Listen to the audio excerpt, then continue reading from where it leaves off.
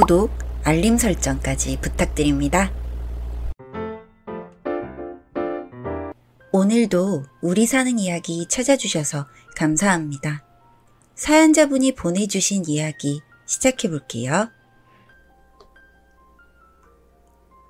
안녕하세요. 결혼 3년차에 지방에 거주하고 있는 남자입니다. 저는 아버지의 바람으로 중학생이란 어린 나이에 부모님께서 이혼을 하셨습니다. 그 이후로 아버지 손에서 자라게 되었는데 저는 아버지에게 어떤 애정과 관심도 받지 못한 채 불우한 학창 시절을 보냈습니다. 집에는 관심도 없는 아버지 밑에서 고아나 진비 없이 자란 탓에 조금만 더 참고 기다려 고등학교만 졸업하면 이 집을 나가겠노라 결심을 했었습니다. 고등학교 졸업과 동시에 기숙사가 있는 타지의 작은 공장에서 처음 일을 시작했습니다. 잔업이 많아 매일이 과로였고 시골 같은 곳에서 나가 놀 곳도 없는 그런 흐미진 곳이었지만 그래도 마음만은 편했기 때문에 그곳이 좋았습니다. 그렇게 기술을 배우고 여기저기 공장을 전전하다가 직장에서 알게 된 어떤 형의 조언으로 물류기사 일을 시작하게 되었습니다. 그렇다고 특별한 기술도 없는 제게 물류기사 일은 몸은 고되었지만 그만큼 보수가 세서 몇 년만 고생하고 작은 식당이나 차리자는 생각으로 열심히 했습니다. 그렇게 어떻게든 밥 먹고 살기 위해서 아등바등 하다 보니 금세 30대 중반의 나이가 되었습니다. 그전까진 결혼도 꿈도 못 꾸고 하루하루 입에 풀칠하기가 버거웠는데 나이가 이쯤 되니 저도 어쩌면 결혼을 하지 못할 수도 있겠다라는 위기감이 들었습니다. 그래서 그 나이 때쯤부터 여기저기 선자류도 보러 나가던 중 지금의 아내를 만나게 되었습니다. 저랑은 나이는 동갑이었고 아내도 마찬가지로 작은 중소기업 경리로 불투명한 미래 때문에 결혼 시기를 놓쳐 많이 불안해하고 있을 때였습니다. 첫눈에 반한 그런 사랑은 아니었지만 힘든 서로의 처지를 공감해주고 크게 모나 보이지 않는 성격을 보며 이런 사람이라면 함께해도 좋을 것 같다라는 생각에 결혼을 서두렀습니다.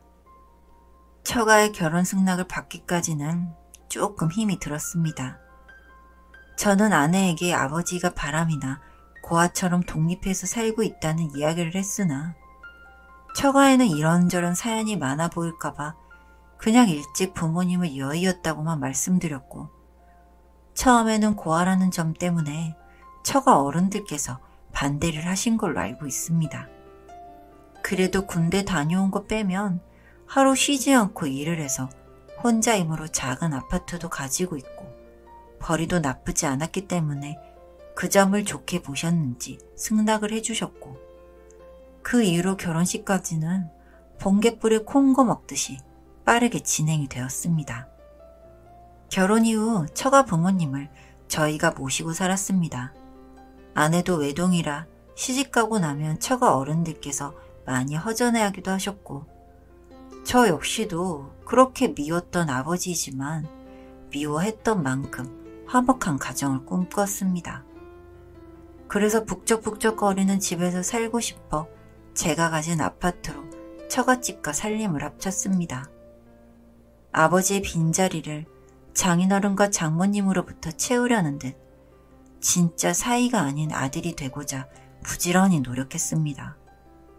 계절이 바뀔 때마다 어른들을 모시고 여행도 다니고 아내와 장모님 몰래 장인어른과 저녁 포장마차에서 소주도 기울이기도 하고 1년마다 병원에서 건강진단에 좋다는 보약도 해드리고 정말 아들이 되기 위해 열심히 노력했습니다.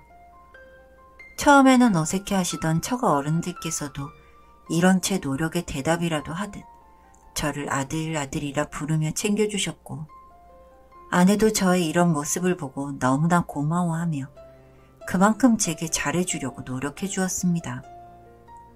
정말 남부러울 것 없이 너무나 행복한 가정을 만들었고 매일이 행복했습니다.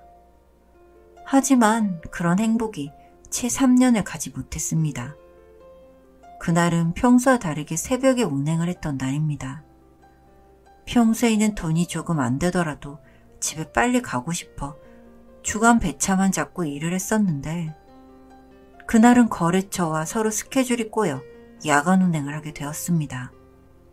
부산에서 제천까지 코스였는데 새벽 시간이다 보니 길에는 차도 없고 적막하기만 한 길이라 제가 졸았나 봅니다. 그래서는 안 되었는데 제 시간에 도착을 해야 하는 빡빡한 일정이다 보니 졸음을 참고 간다는 게 그만 터널에서 사고가 나게 되었습니다. 다행인지 비극인지는 모르겠지만 큰 사고임에도 죽지는 않았습니다. 다만 사고 때 양쪽 무릎을 크게 다쳐 걸을 수가 없게 되었습니다. 터널벽을 맨 처음 박으면서 양쪽 무릎이 충격을 받아 으스러진 거라는데 병원에 누워있으며 이야기를 들을 때는 무감각했다가 차츰 시간이 지날수록 무섭고 어떻게 살아야 하나 막막하더군요. 꼬박 2달을 입원했었는데 끝까지 제 옆을 지켜주던 가족이 있어 빨리 털어낼 수 있었던 것 같습니다. 퇴원 후 저는 집에도 꼼짝도 하지 못하고 누워만 있었습니다. 이족을 가지고 걷는 연습도 하고 그래야 하는데 그땐 마냥 무기력하기만 해서 도저히 살려는 의지가 안 생기더라고요. 그렇게 또 1달을 보내고 더 이상 이런 모습으로 살기 싫어서 사고 보험금으로 작은 가게 하나 하려고 알아보던 중에 장인어른의 칠순이 다가왔습니다. 당연히 몇 개월 전부터 호텔도 예약하고 준비는 다 되어 있었고 이제 날짜만 기다리면 되는 상황에 장모님께서 넌지시 제게 물었습니다. 이서방, 자네 혹시 다음 주 칠순잔치 올 생각인가?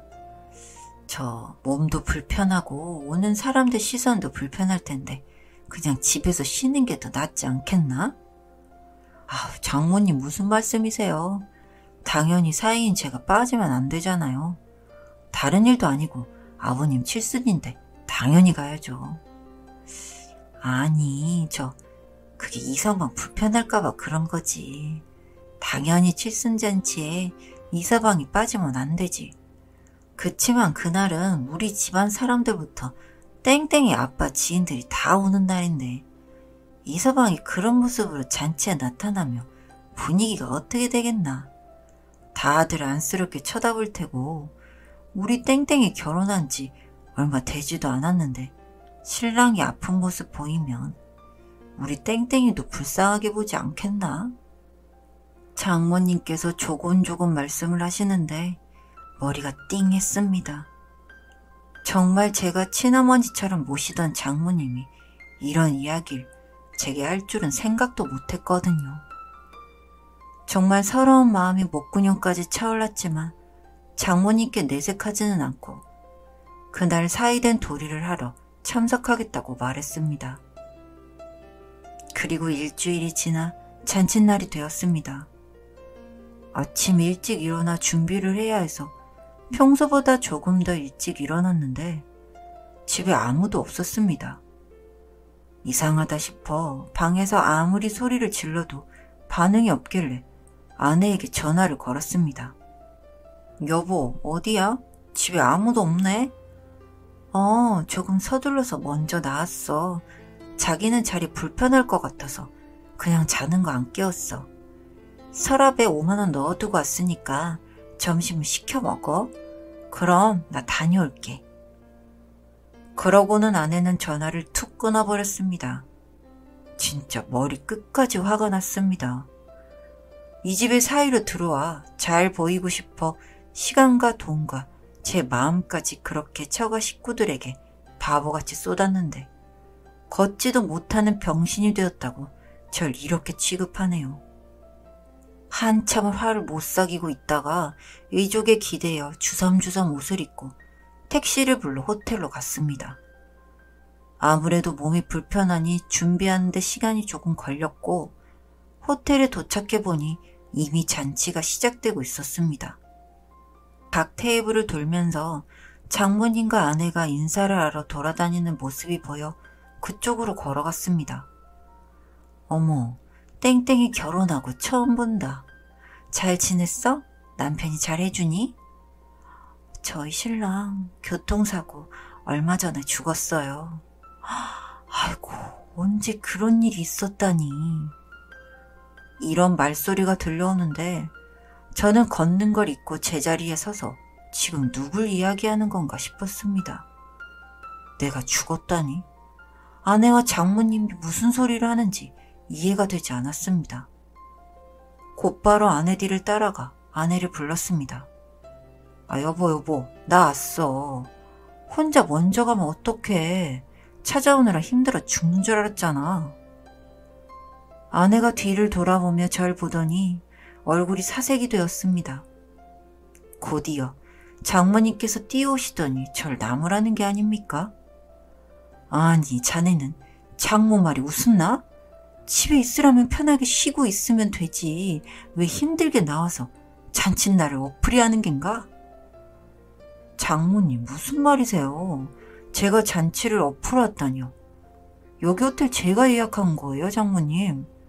다른 것도 아니고 장인어른 칠순 때문에 제가 예약한 곳이라고요. 그리고 아까 땡땡이가 말한 거 들었는데 제가 사고로 죽다뇨? 그게 무슨 말씀이세요? 아휴, 자네가 이러는 게 다 땡땡이 아빠 잔치를 망치는 거라고. 땡땡이 장애인 된 신랑 수발이나 들어야 한다는 게 자랑인가? 왜 여기에 나와서 우리 땡땡이와 땡땡이 아빠 망신을 주냐고.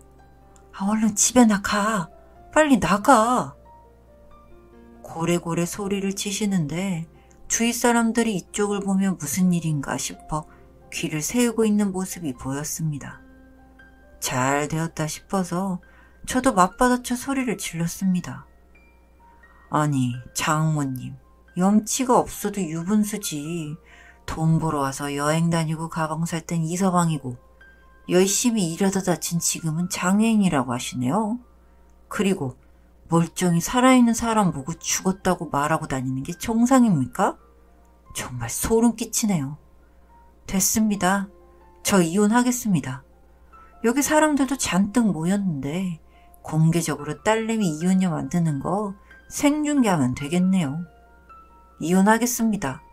그리고 저 사고 보험금이며 아파트며 싹 다 제 것이니 이제 짐 싸들고 나가주세요. 더 이상 제게 아는 척도 하지 마시고요.